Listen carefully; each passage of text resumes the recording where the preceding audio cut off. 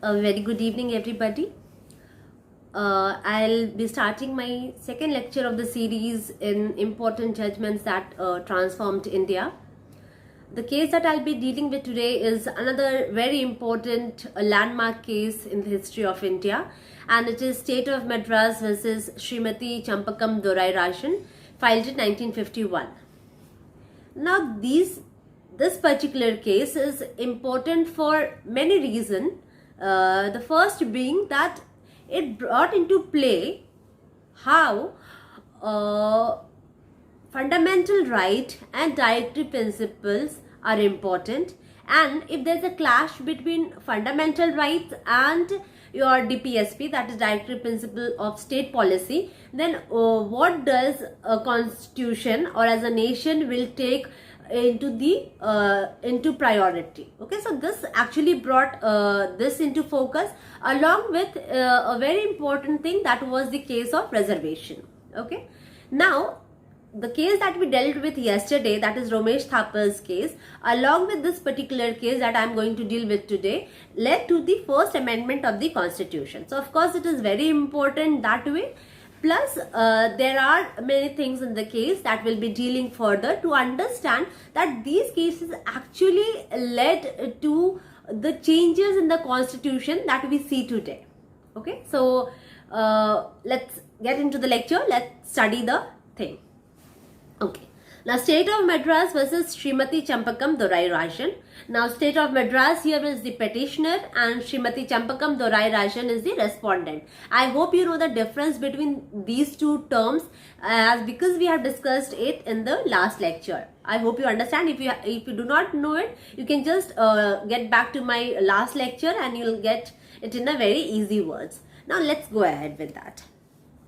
Now, what happened was, in the year 1927, this province of Madras had issued a government order known as communal government order, in which it was said that the admission of the students in engineering and medical colleges would be based on the order that was published by the province of Madras.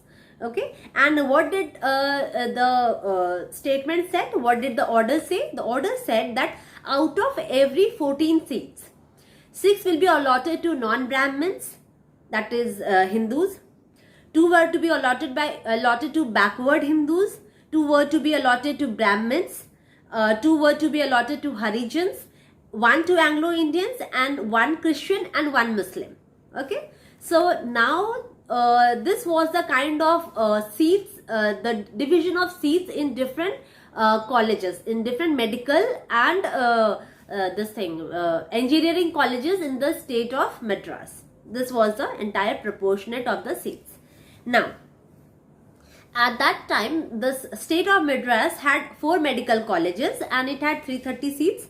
And again, it has 4 engineering colleges with 395 seats. And eventually, when you have 4 medical and 4 engineering colleges only, then what happens that a large number of seats are allotted to different people on the basis of course, caste and race and gender and everything.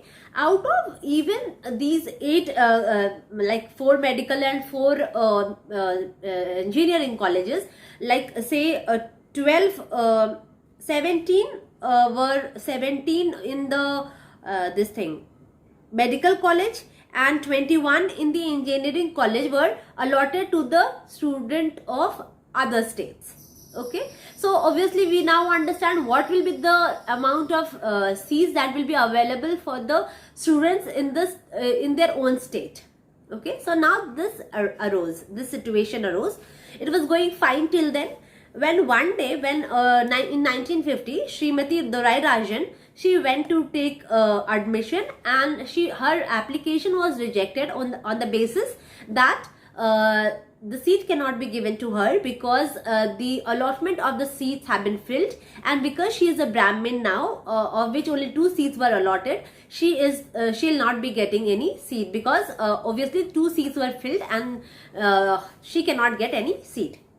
Now, what Srimati Dorai Rajan did, she filed a complaint against the constitution, and she said that it is a breach of her fundamental right. Okay, and so she booked her case against Article 15(1) and Article 29 Clause 2. Okay, so under these two articles she booked a complaint, and she went to the High Court of Madras. So she did not directly move to Supreme Court of India, but she went to High Court of Madras under Article 226. Now, as we have dealt yesterday, Article 32, which talks about going directly to Supreme Court of India, and Article 226, it says that like in 32 we can move directly to Supreme Court. 226 says that you can move directly to High Court of your state. Okay, so she moved to High Court of a state under Article 226 because she felt that her fundamental right was being curbed, her fundamental right was being violated, and she has to be, she wanted some judicial remedy out of it. So she went there and she said that her article, under Article 15(1), what is that Article 15(1)? Article 15(1) says that there should be any discrimination should be prohibited that is made on the grounds of religion, race, gender, caste, place of birth, or any of them. Okay, so if anything is based, any discrimination is based on these ways, in these reasons, then any order against any order that is made will be obviously null and void. Okay, so first thing was this. Second was Article 29(2). Now, what does Article 29(2) says? That no citizen shall be denied admission into any educational institution maintained by the state or receiving aid out of a state fund on grounds only of religion, sex, caste, language, or any of them. Okay, so the first says no discrimination on any ground, and 29(2) says that no discrimination in any educational institution. Okay, so Srimati Dorai Rajan said that she was her fundamental right was being violated in two ways. So she went to High Court of India, High Court of Madras under Article 226. Now, she wanted High Court of Madras to issue a writ of mandamus. Now, what is a mandamus? As we know, Supreme Court and High Court of India, Supreme Court of India and High Court of States have some powers. One of the power being that they can issue a writ. They can issue writs. Okay, under writs, one of the important one is writ of mandamus. Now, writ of mandamus says that this is obviously an extraordinary writ in which it's a judicial remedy in the form of an order which is issued to any which is issued by a court to any government organization, any subordinate organization working under government, any tribunal or anything, just to say that what they are doing is wrong and they have to stop it, or any order, whatever is written, has to be followed by that particular organization against which that is issued, against which that order is issued, against which that writ of mandamus is issued. Okay. Now, Dorai Rajan wanted this particular writ to be issued to all the medical and engineering colleges, like all the government and government medical and engineering colleges of the state of Madras, so that these things, this discrimination on the base of race, caste, class, gender, anything else cannot be taken into play, and students who are actually having this required qualification can get admission in any of the colleges they wish to take it, wish to take admission in. Okay, so what does that writ of mandamus said? And I'll quote: restraining the state of Madras and all officers and subordinates thereof from enforcing, observing, maintaining, or following or requiring the enforcement, observance, maintenance, or following by the authorities concerned of the notification or order generally referred to as communal GO, that is government order, in and by which admissions into the Madras medical colleges were sought and purported to be regulated in such manner as to infringe and involve the violation of her fundamental rights. Okay, so she said that whatever is written in the communal GO, that must be stopped because it somehow violates the fundamental right of citizens, of students, and therefore it should be stopped, and no official should be forced or asked to enforce these particular things that were written in the communal GO. Now, obviously, when High Court got into this play, they had listened to what Champakam Dorai Rajan wanted to say, but they also wanted to listen what State of Madras wanted to say. So, what does State of Madras say? State of Madras argued that under Article 46 of under Chapter 4, that is Directive Principles of State Policy, we have this constitution. We have this article which says that it is the state who has to look after the welfare of the minorities, and the state is entitled to maintain the GO, that is communal GO, fixing proportionate seats for different communities, and the order is valid in law and not in violation of the constitution. So they said that this communal GO was important because they were trying to safeguard the interest of the minorities.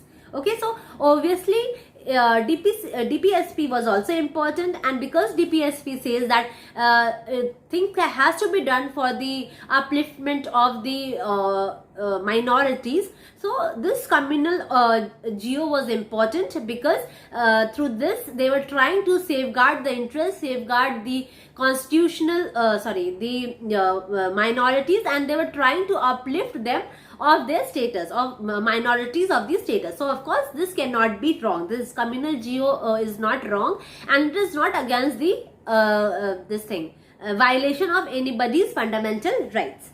Okay. So if any person is unable to get admission into the educational institution because of the communal GO, then there is no infringement of the fundamental right. This was the argument of State of Madras. Okay, so we see that they made another valid point that if DPSP says that we have to look after the safeguard of the minorities, then why is communal GO wrong? Again, if we look at the concern of Srimati Champakam Dorai Rajan, we see that of course even she was correct because her fundamental right was being violated. Now, High Court said was in favor of Champakam Dorai Rajan, but they sent the case to Supreme Court of India. Now, what does Supreme Court of India said? The case went to Supreme Court of India, and after Supreme Court heard the case, they said that the case, the communal GO was in fact violating the person's fundamental right, because first there's a fundamental right which tells us that nobody has to be discriminated on the basis of their caste, class, gender,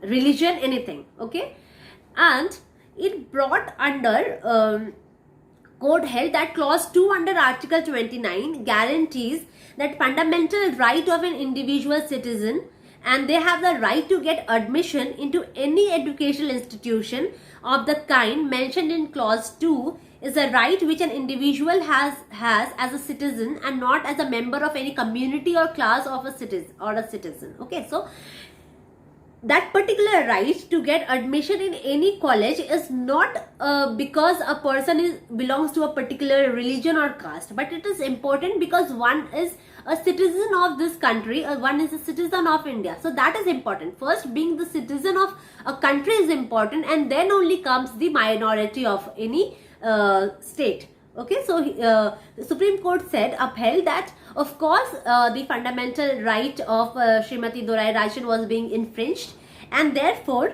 the right is not to be denied to the citizen on the grounds only of religion, race, caste, language, or any of them. In other words, if a citizen who seeks admission into any educational institution maintained by the state or receiving aid out of state funds, he or she cannot be refused admission only on grounds of religion, race, caste and language. What I had earlier said, it is being repeated, provided, here this becomes very important, this term, provided he or she has a requisite academic qualification. So if a person has a required qualifications to enter into a college, then that person cannot be denied admission only on the basis of caste, class or anything of that sort. Okay, so obviously Supreme Court said that being a citizen is more important, a citizen's fundamental right is more important than being a citizen of a certain class and then being for the upliftment of any minority group. So the Supreme Court also further held that directive principles of state policy laid down in part 4 of the Constitution cannot in any way override or abridge the fundamental right. What does that mean? That means that if there are two things, there is fundamental right and there is DPSP, two things are coming into play, then of course fundamental right will take a topmost position and only then DPSP will come. Okay, so fundamental is the topmost position and only then comes the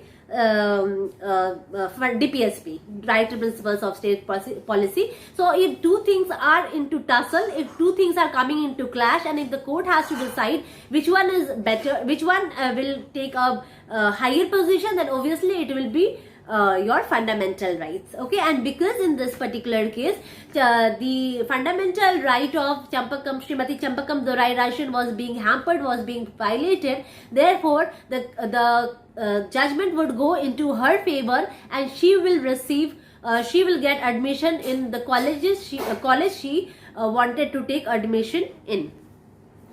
The Supreme Court said that, and I quote, the directive principles of state policy, which by Article 37 are expressly made unenforceable by a court, cannot override the provisions part in Part 3, that is the fundamental right, which notwithstanding other provisions are expressly made enforceable by appropriate writs, orders or directions under Article 32, that is the powers of Supreme Court. Okay, thus the court held that the classification in the communal geo proceeds on the basis of religion, race and caste. The classification made in the communal geo is opposed to the Constitution and constitutes a clear violation of fundamental rights guaranteed to the citizen under Article 29(2). The communal geo being inconsistent with the provisions of Article 29(2) in Part 3, that is again fundamental rights of the Constitution, is void under Article 13, as we have also dealt yesterday in our lecture, that under Article 13, if anything, any order is brought and it violates the fundamental right of the individual, then of course that particular order will be considered null and void. So in this case, under Article 13, communal geo will be considered null and void, and Srimati Champakam Dorai Rajan won her case against State of Madras. Hence, we see that whatever judgment Supreme Court of India gave, the same was given by High Court of Madras gave, the same was given by Supreme Court of India too, and eventually she won Champakam Dorai Rajan won the case, and she got admission in the educational institution of her choice. So what did we learn from this particular case? What we learned was that this case was important because first of all it talked about the importance of fundamental right. It showed us how fundamental and DPSPs are concerned, and how if there is any infringement in the fundamental right of an individual, of a citizen, then that particular order has to be completely considered null and void. So again we see that since this was brought into play, the difference between fundamental right and DPSP, we came to know that Again, this showed that the constitution of India needed a kind of change, a kind of further explanation to for further orders to continue, and therefore this also led to the amendment of the constitution.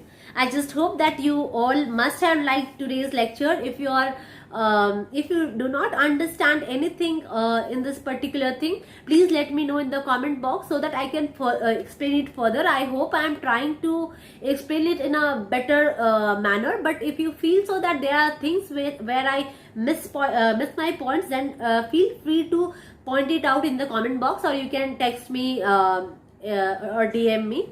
So till then, stay safe, stay home, and I just hope you are loving my lectures. If you do so, please like and subscribe my channel. I'll be continuing with my series of lectures, and till then, see you again tomorrow. So bye bye and take care.